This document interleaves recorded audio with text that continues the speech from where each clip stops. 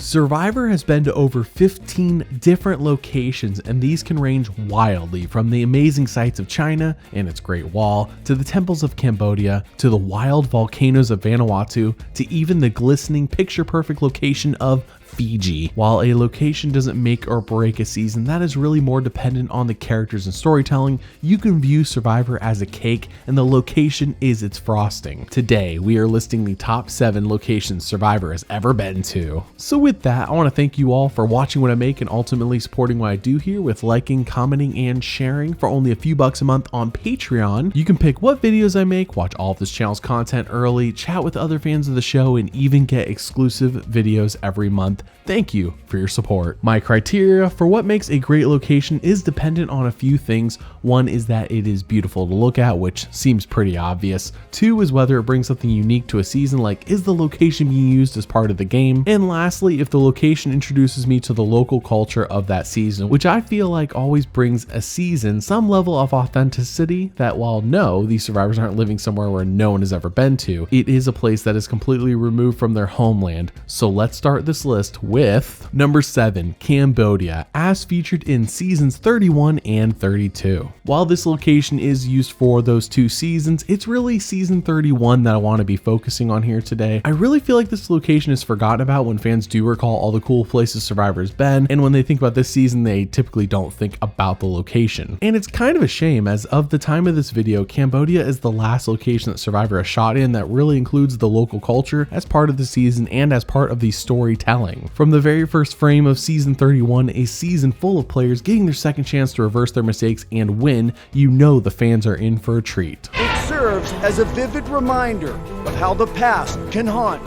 and provides the inspiration to seize their second chance. The Angkor Wat temples, that's a total metaphor for this whole game, because you know, you get a little bit of damage, but you know what, you can build yourself up.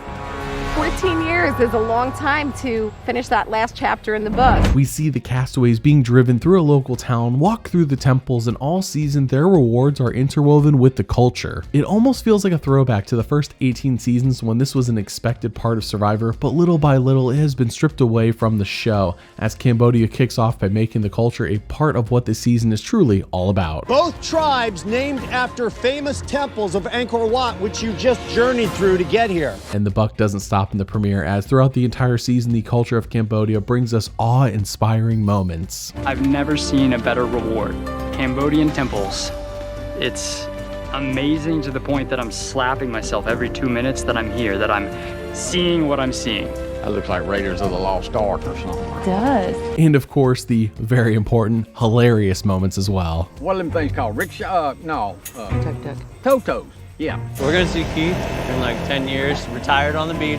And this is what he's gonna be doing. I ought to get my driver's license, Cambodia driver's license. That would be something slick.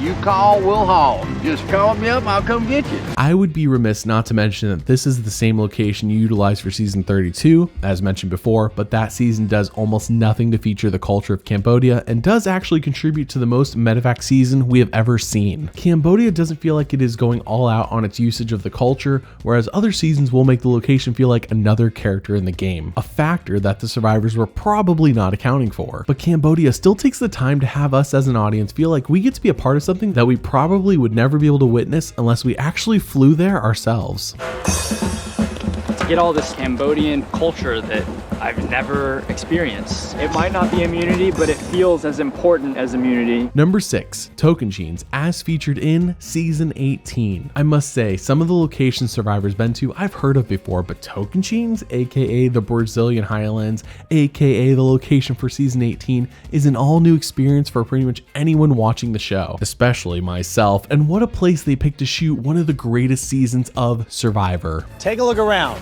Brazilian Highlands, beautiful part of Brazil, but extremely harsh. It's 110 right now, and it's early.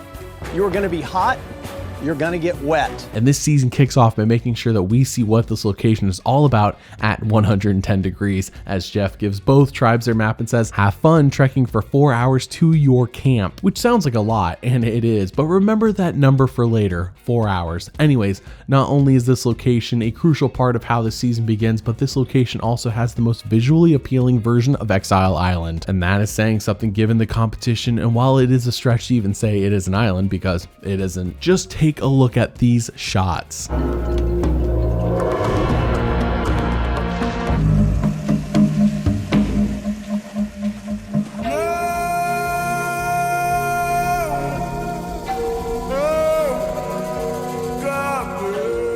That great sandy plateau has been stuck in my mind ever since I first watched the season, and how can it not? What a contrast it is to everything else on the season, and this version of Exile Island is just beautiful to look at, and I don't think I could ever say that about another season's implementation of it, at least not in my mind. Plus, it provides us this gem of a moment. I will not have anything to eat. It's going to be like the ancient American Indians that are my ancestors. They used to go out into the wilderness for 48 hours, and they would commune with the creator of the universe, and they would become men. Well, I'm already a man, so this would just make me more of a man, but this is going to be an adventure. Like any season with a visually interesting location, Survivor Tocantins provides some gorgeous backdrops for the rewards that the castaways partake in.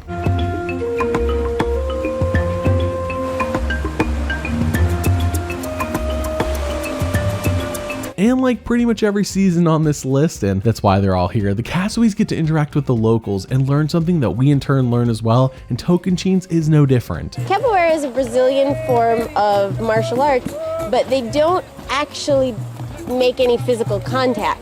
They look like they're fighting, but it's also a dance. The Brazilian Highlands is a delight to discover, and I salute this season for giving us regular folks who will probably never be able to travel there a season to remember it by. Number 5, Gabon, as featured in Season 17. Survivor Gabon is in Africa. Hard to believe since Season 3 boldly names itself Survivor Africa, despite only taking place in Kenya and not the entire continent of Africa. But this version of Africa is a treat to look at from home, as like all the other locations on this list, it is visually distinct from anywhere else Survivor has ever gone to, as right from the very start of the season, it lets you know that the wildlife and location the show will be taking place in is no joke. 18 Americans have been flown across the world and dropped here in the wild with nothing but their street clothes.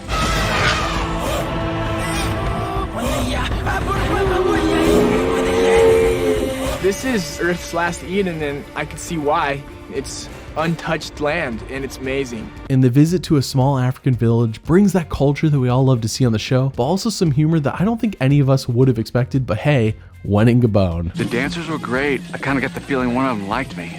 I haven't had a girl come on to me in about 20 years, but I think one of them kind of liked me. I hate to dance. My feet hurt, my knee hurts, my shoulder hurts.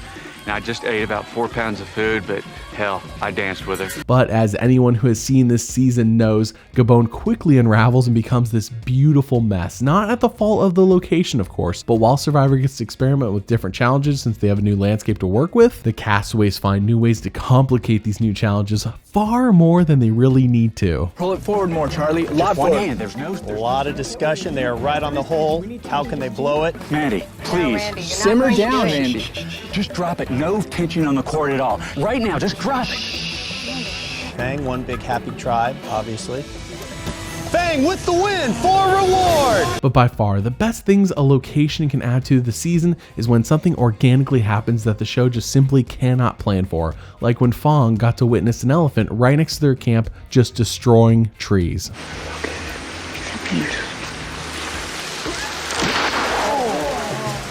This friggin' elephant in the jungle. It's here in our camp, and it's among us all day, because we hear him all day, but you can't necessarily see him all the time. And to actually see one and put the face to the noise, it's magnificent. Or that time Ace is giving a confessional, and what do you know? I've got people there. Oh my God, this is amazing. I just turned around and there's an elephant swimming through the water. Oh, how beautiful. Gabon is a train wreck strategically, but a beautiful location nonetheless that I am glad Survivor brought us on a journey to. Number 4, Vanuatu as featured in Season 9. Okay, now this is getting really good. You may notice that this list has been walking backwards through the season so far, and that is not by accident, as Survivor puts more emphasis on the location and culture in its earlier seasons. Season 9, Survivor Vanuatu, is a perfect example of what I mean. From the very beginning of this season, it is not messing around, as the men and women have to participate in a local ceremony that sees them being separated by sex and giving clear favoritism to the men. We look over and the guys, you know, like we're like kneeling on a mat, and they all have like little like stump seats to sit on, and they're like right in the center of the action, and we're kind of off the side. And so I immediately start thinking, what's with this? I thought we were all supposed to be part of this ceremony. The locals take the ceremony deep into the night, and by the time they are done, they have murdered a pig, given the men some kava, which is a drink with some questionable ingredients, and forced a man to climb a greased up pole to get a spiritual rock. It is a pretty gnarly start to a season full of memorable events. As soon as he got that rock, it started raining like pouring pee out of a boot on a flat rock. It was definitely spooky. Oh wait, I did miss something about how this season lets us know it's not messing around from the very start. Jeff, when he gives his whole opening spiel about what this season's about and you know what to expect and how amazing the landscape is, he's on top of a volcano while it explodes. No joke. 1 Survivor.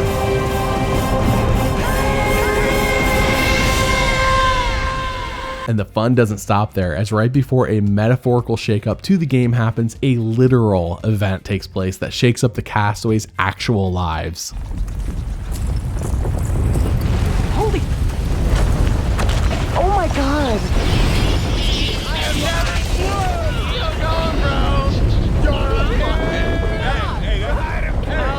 The B-roll of the season is simply incredible, and of course it is, there are volcanoes everywhere. The constant reminder that the subtitle of the season being Islands of Fire is wholly accurate, and this is a season I truly wish had been filmed in HD, or at least on actual film, because some of the things that we are seeing is just breathtaking, but would be made better to see in person or at least in high def. Like the time 2 castaways got to have a horse ride up to a volcano that they then cook food in and then watch explode at night.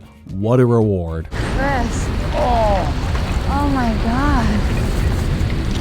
Can you believe it? Then when they get to experience the local culture on a reward challenge, they are forced to drink kava again, but this time the ingredients must be just a little bit different. Like I feel sort of buzzed, but my coordination is just, whoa, way up.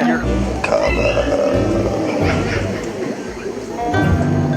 No season before this one had me wanting to go swimming in the ocean, but seeing the blue water constantly made me want to book tickets and fly out there today. This is a location that not only enhances its great season, but would be wonderful for a modern season to revisit today. Number 3, Africa, as featured in Season 3. Well, more specifically Kenya, because Gabon was also in Africa as mentioned before, but Season 3 of Survivor took a risk and it paid off for us as viewers. From the very beginning, you can see and feel the environment they will be living in and its harsh conditions, and there's a reason that Season 3 of Survivor is referenced as the pinnacle of harsh conditions to live in. They're about to be abandoned in the heart of one of the most diverse and dangerous collection of animals anywhere on the continent. Zebras, elephants, giraffes, lions, just a sampling of the wildlife that call this place home.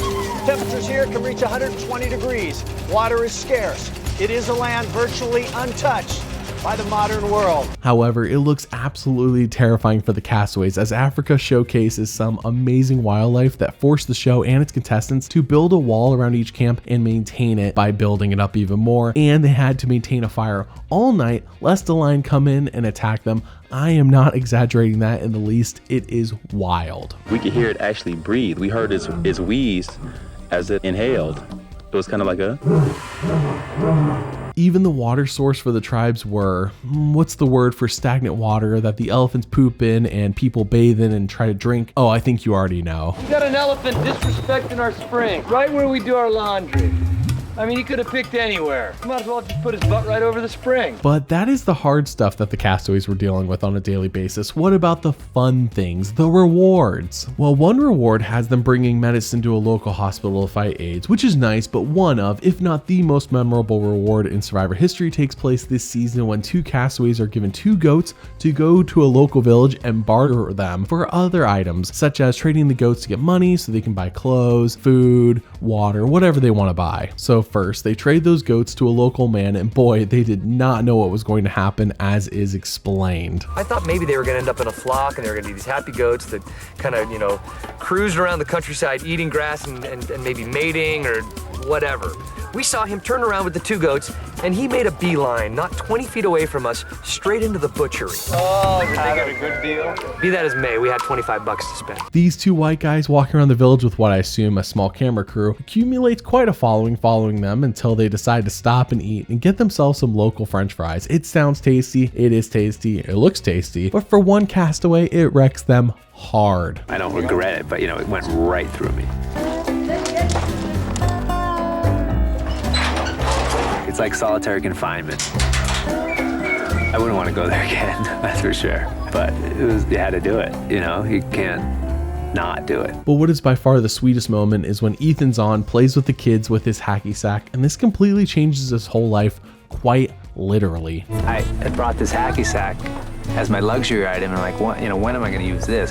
And so then we just started, you know, kicking it around and playing. This experience affects what he does once the show ends, as he starts a non-profit organization called Grassroots Soccer to help kids like the ones Ethan met here. The smiles on their faces were, you know, amazing, and I think I made their day. And then as we were leaving, I threw it to one of the little ones, and I gave him my hacky sack, and he's like, oh, thank you, thank you, thank you. At times, this season can be drab to look at, but when it shines, it really shines. Number 2, Guatemala, as featured in Season 11, the Mayan Ruins. Let me say that again, Survivor shot an entire season in the Mayan Ruins. Season 11, Survivor Guatemala does not get enough credit for its unique location. This feels like something that often gets forgotten, and like Vanuatu, would have benefited greatly from being filmed in HD, as the location is just jaw-dropping. We are in Patan in northern Guatemala, surrounded by ruins that are thousands of years old. Hidden deep in the jungle, these ruins are a monument to a once powerful and sophisticated civilization, the Maya.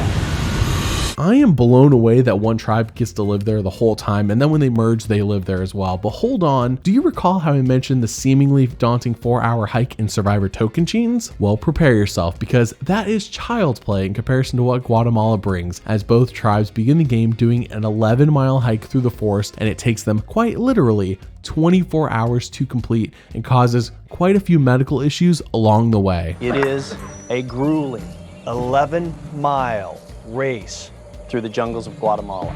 Oh my God.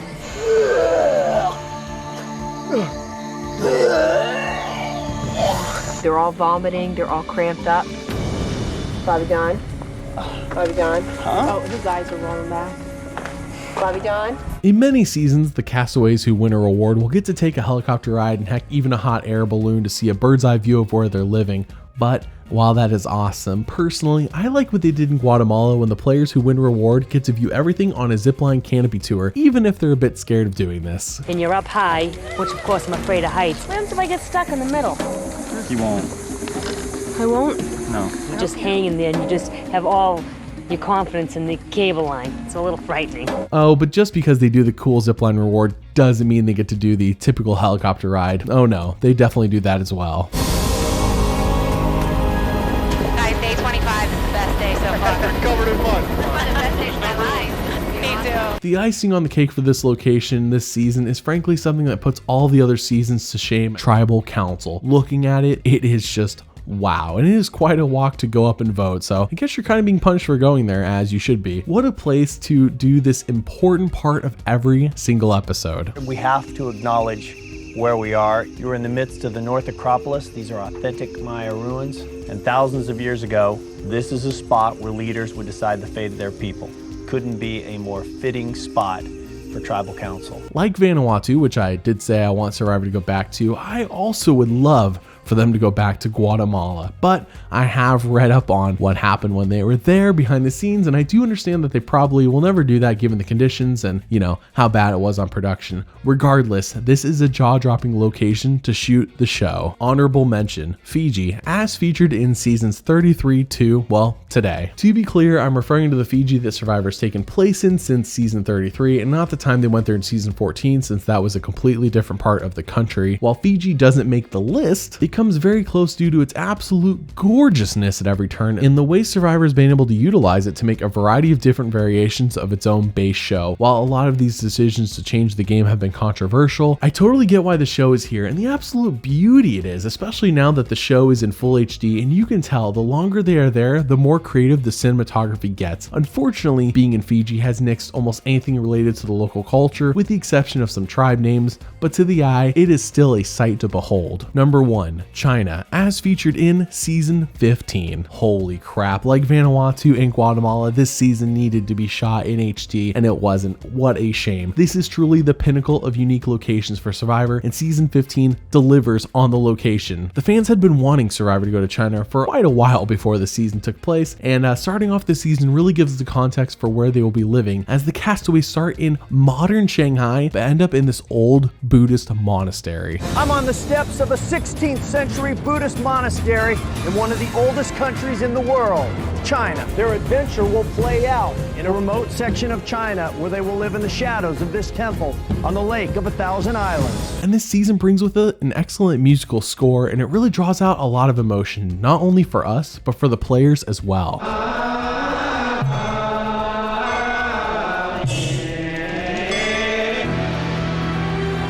Being Chinese, it's so amazing coming to do Survivor in China. Vanuatu brought with it wonderful footage of volcanoes exploding. Africa gave us amazingly scary wildlife. Guatemala had us seeing the Mayan ruins almost constantly, but in China, you guessed it, the Great Wall of China.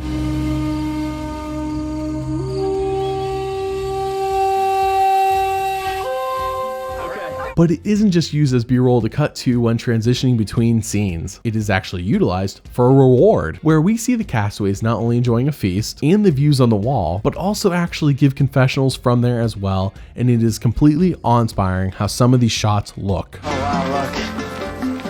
Oh wow. Holy. It just keeps going.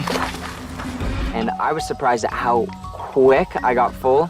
It was like that my body was like, you're done. Now, I may have just started with the most awe-inspiring view, but the challenges this season completely embrace the location and culture in a way that I think no other season has matched or will ever match. Like that time the tribes used massive chopsticks to move fireballs to light a fireworks display. 2 tribe members at a time will use giant chopsticks to carry a fireball across the course, drop it down a chute, into a wok, igniting a firework display. Oh, and how could I forget the time when the castaways got to travel to an ancient village? We had the opportunity to go and see a 1,000-year-old village. Now, I mean, I'm not really one to enjoy the romantic side of stuff, but when you walk into the place, the construction of everything, and you could feel like the history, it was really nice. Or the time they visited a Shaolin temple and see an awesome performance and then get the chance to learn some kung fu themselves. I'm gonna burn off these cookies. Top to bottom, this season is by far the best location Survivor has ever been to. And it really is the peak for when they tried their hardest, as only 4 seasons later, they really move away from making an entire season about the culture in the location the show is taking place in. Now, if for some reason you have never seen Survivor and seeing all of this inspires you, China is an incredible season to start with. There's a reason why I haven't been spoiling who wins any of these seasons, and it sets the bar very high when it comes to awe-inspiring locations. So, which location is your favorite? Comment below and let me know. Thanks for watching. And if you like the content you see here, then please consider supporting me and this channel on Patreon. Your financial support makes this channel possible, so thank you, and thank you for watching.